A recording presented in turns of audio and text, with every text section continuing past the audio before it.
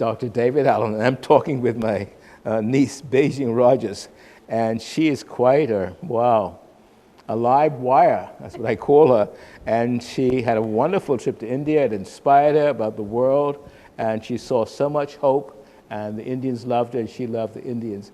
And Beijing, but you went to Haiti on some mission trips. What was that like?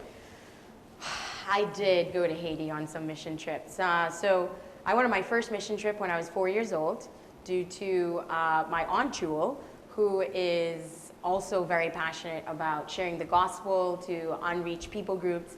And she's in charge of and started the missions group at our church. So obviously she has some nieces. Let's take her nieces. You know, they're 4 and 6 years old.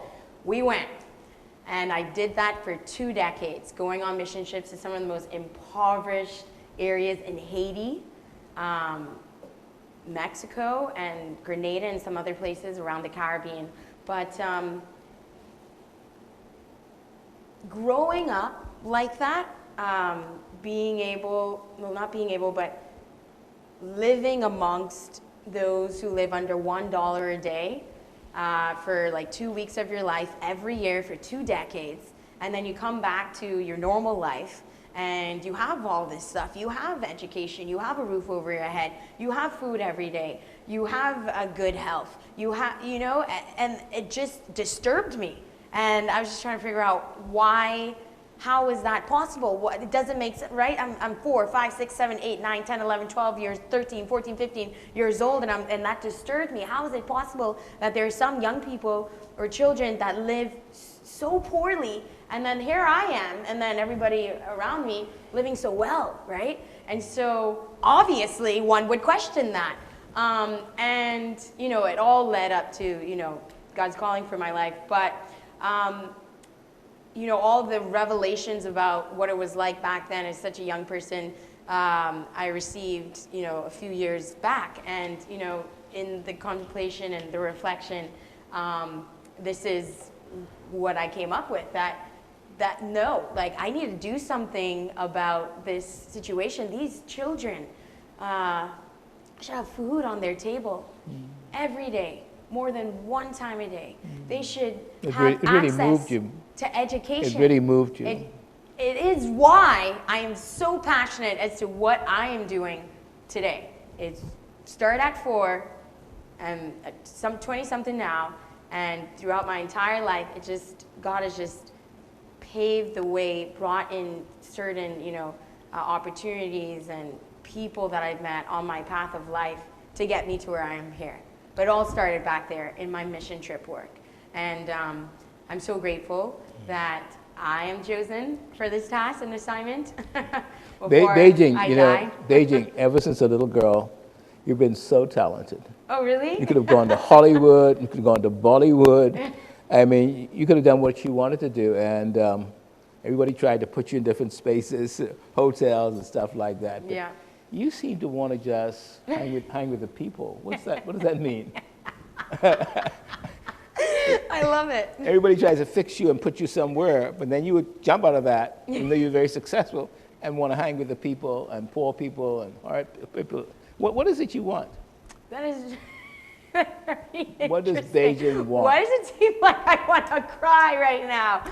Can we cut? No, I'm just kidding. Emotions are beautiful. We must feel them. But I truly do. I'm very emotional right now.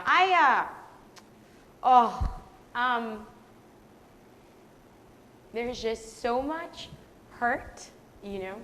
There's so much hurt. Oh, you see the pain of the world. Yeah. There's so much hurt. And the pain of the world hurts you. It moves me to want to do something about it.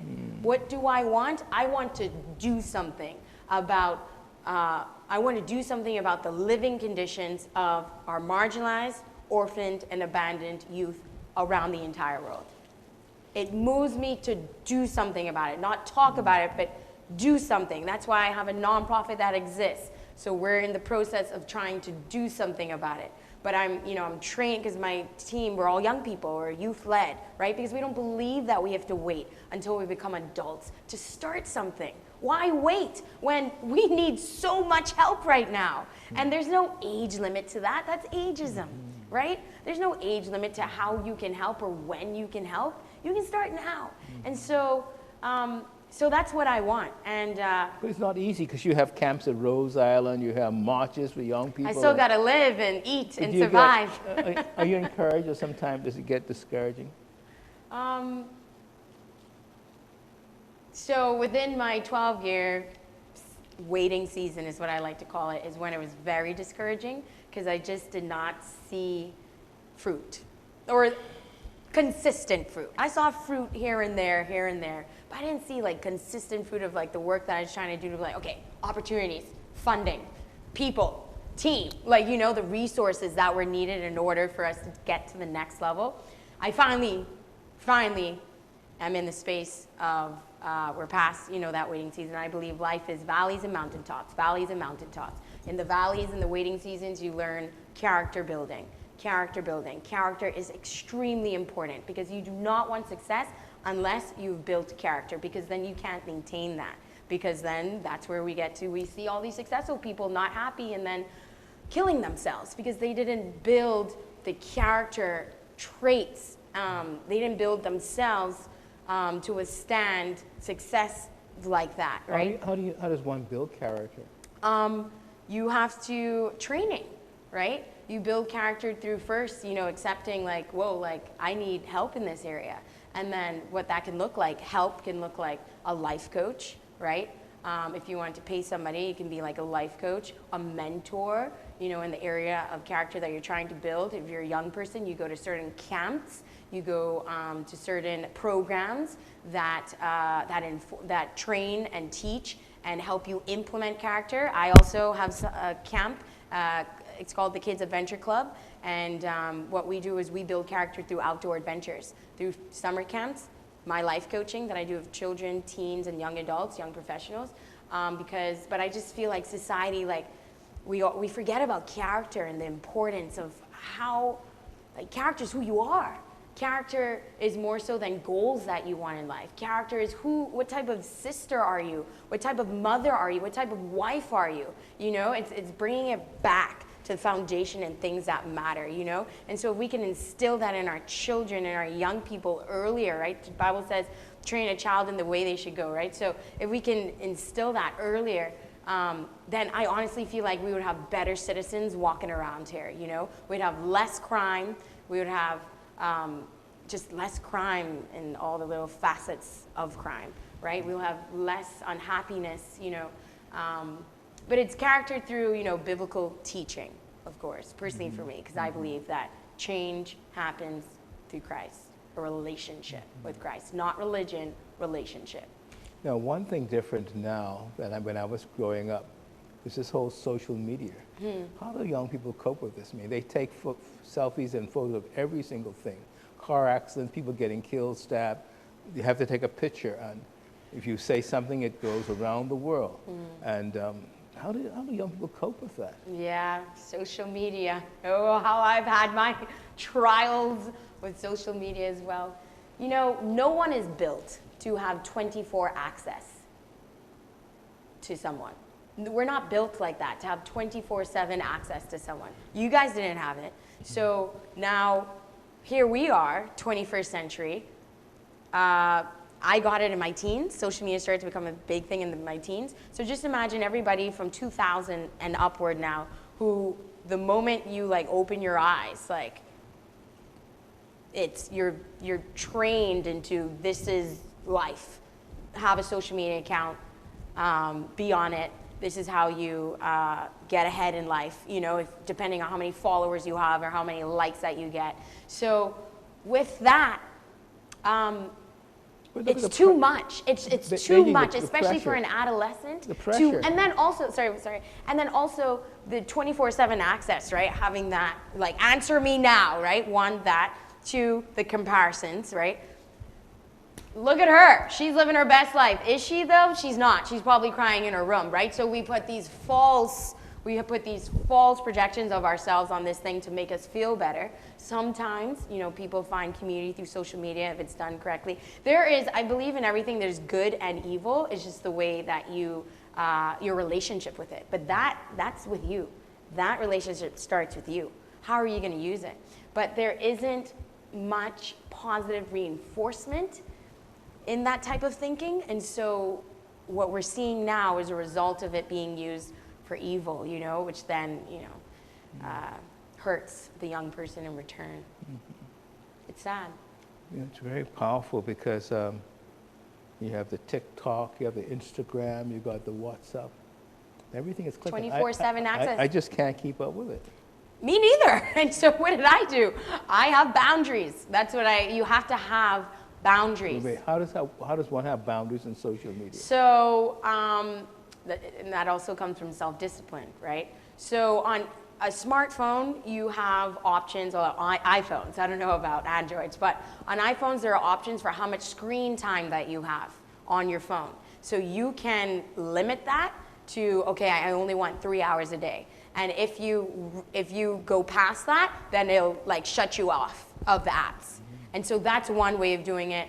There's also cutting off notifications, and then also my favorite, it's just taking social media fasts, right? So just how you take a spiritual fast, you take a social media fast. Take a social media fast? Fast. What's a social media fast? A social media fast is when you just stop using social media for a certain... And do you pray during the time you stop using it? Well, it's just social media, but it's just stop Yeah, but using if you stop social media. you may go to gossip. Pardon? You're social media fast, and then you go to gossip. Is that still fasting? Well, if we're just dealing with social media, yeah, now you're just going to another vice.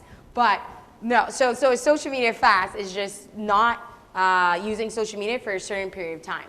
And so for me... But fast implies the spiritual. You stop something to open yourself to yeah. God. So personally for me, because I am a Christian, child of God, I do it that way, spiritually. I do it that way. I stop social media and then I pray and spend more time with the Lord and whatnot. Okay. But then there are other people that just stop using social media for a certain amount of time. So maybe I shouldn't use the word fast, but they just stop using social media for a certain amount of time. Yeah. And personally, when I do that, I just feel so refreshed. You know, and I'm ready to go back on social media and go inspire a generation. You know, but we all need breaks. We can't turn that movement back, right? Which movement? So the social media movement. That's gone too far. It's impossible to turn it back now. I think anything can stop. If we just click the switch, it can stop. Okay. I would not have a problem with it. Yeah, I mean, again, it goes back to good and evil, right? You know, what are you using it for? How are you using it? Is it detrimental to you? Is it detrimental to the people around you? What is your message? Why are you on this thing? Is it so you can look pretty all the time and get, you know, affirmation from everybody? Or do you have a message that can change lives, right? Why are you using it? So for me, my message on social media is for people to view my life in the good and the bad, because I don't just post the good. I post the bad. I post when I struggle. I post when I'm discouraged, because everyone needs to see, if they're following someone, that they are human too. They are human too. They go through the same emotions as you do.